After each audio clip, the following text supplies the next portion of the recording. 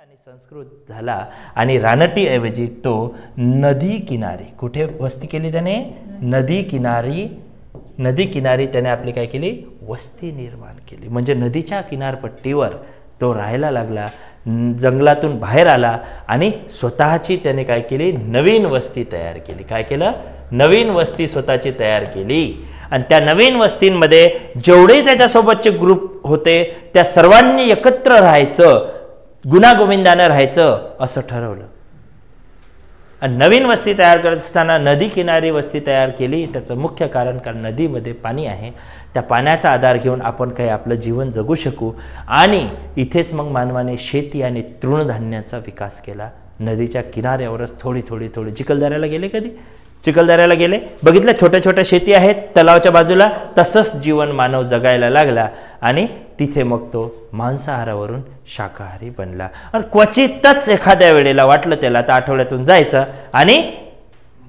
Yes शिकार मारून इकडं ओके म्हणजे ती मेजवानी राहायची रेग्युलॅरिटी नाही इथं काय होती रेग्युलॅरिटी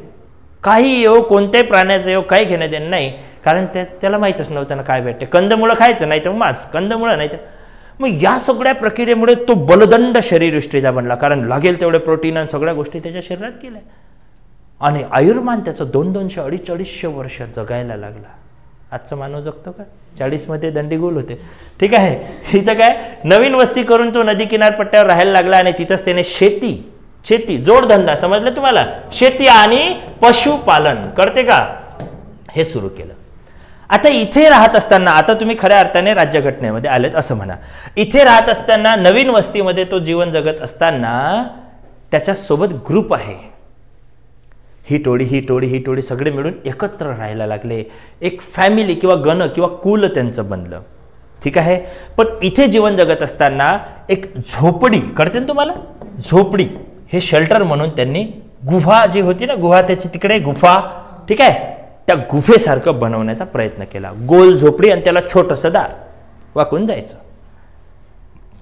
समजलं मग आता इथे गुफा खूप मोठी आहे अफाट आहे कोणी कुठे राहा कोणी कशी काही ठीक आहे पण झोपडी मात्र ही छोटी व्यवस्था आहे ठीक आहे इथं छोटंसं त्याचं दार आहे याच्यात राहायचं आहे बरोबर आहे मग 100 लोक एकाच झोपडीत राहणार का नाही मग याने याची झोपडी त्याने त्याची झोपडी त्याने त्याची झोपडी ठीक आहे आता इथे पहा कुठल्या भावनेचा विकास झाला म्हणजे इथे संस्कृतीसोबत कुटुंब व्यवस्थेचा जन्म झाला समजलं फॅमिली सिस्टम कळते का तुम्हाला मला काय म्हणायचं कुटुंब व्यवस्था डॉक्टर इरावती कर्वेंचा संदर्भ जो दिला ना मी ते समाजशास्त्रज्ञ आहेत म्हणजे इथं पहा तुम्हाला सोशॉलॉजी पण वाटेल इथे तुम्हाला हिस्ट्री पण वाटेल इथे तुम्हाला जॉग्राफी पण वाटेल खरं आहे हे पॉलिटी समजलं आहे सांगायचं तात्पर्य काय की हा संदर्भ देण्यामागचं कारण काय की इथे अशा पद्धतीचं जीवन जगत असताना एक शिस्तबद्ध जीवन राजकीय सिस्टम जे काही आपलं पॉलिटिकल सिस्टम आहे त्या सिस्टमचं जीवन आपल्याला याच कालखंडात मिळालेलं पाहायला मिळेल कारण इथं आपण रानटी होतो तिथं त्यामुळे संविधान नियम बियम असं काहीच नाही रूल्स लॉ रेग्युलेशन काहीच नाही इथं मात्र थोडी सुरुवात त्याची झाली कुटुंब व्यवस्थेचा जेव्हा जन्म झाला तेव्हा त्या कुटुंब व्यवस्थेमध्ये त्या झोपडीमध्ये तो मनुष्य त्या हजारो स्त्रियांपैकी एका स्त्रीला घेऊन राहायला लागला म्हणजे तीच त्याची बायको असा प्रकार झाला पण त्याने तिला बायकोच म्हटलं आणि तिने त्याला नवराच म्हटलं असं काही अटेंड झालेला नाही पण त्याच्या आवडीच्या स्त्रीसोबत तो राहायला लागला आणि सहजीवन जगायला लागला त्याला म्हणतात फॅमिली सिस्टम समजलं कळलं का कुटुंब व्यवस्था मग त्या कुटुंब व्यवस्थेमध्ये प्रजननाची व्यवस्था त्या स्त्रीपासून मुलं होतील मुली होतील तेही त्यांच्यासोबत राहायला लागले म्हणजे फॅमिली काय आई वडील भाऊ बहीण द एंड समजला म्हणजे कुटुंब इथं तयार झालं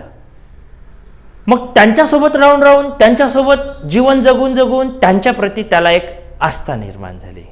म्हणजे हजारो स्त्रियांपैकी एका स्त्रीसोबत त्याची एक ग्रेट अटॅचमेंट झाली आणि त्या स्त्रीची तिच्यापासून जन्मलेल्या मुलांसोबत मग ही फॅमिली एकमेकांच्या सोबत जीवन जगायला लागली मग याची फॅमिली त्याची फॅमिली त्याची फॅमिली त्याची फॅमिली अशी प्रत्येकाची फॅमिली त्या ठिकाणी वस्त्या करून झोपड्यांमध्ये राहायला लागली म्हणजेच कुटुंब व्यवस्था पहिले काय कुटुंब म्हणजे फॅमिली आणि नंतर व्यवस्था हा शब्द जोडायचा म्हणजे सिस्टम म्हणजे फॅमिली सिस्टम कारण फॅमिली सिस्टम हा प्लुरल वर्ड आहे. कुटुंब म्हणजे फॅमिली हा सिंग्युलर वर्ड आहे. कुटुंब फक्त एकच व्यक्तीचं किंवा 2-4 लोकांचं एक असं असू शकते, पण म्हणजे कुटुंब व्यवस्था म्हणजे सगळी सिस्टम आहे, सर्व समाज आहे.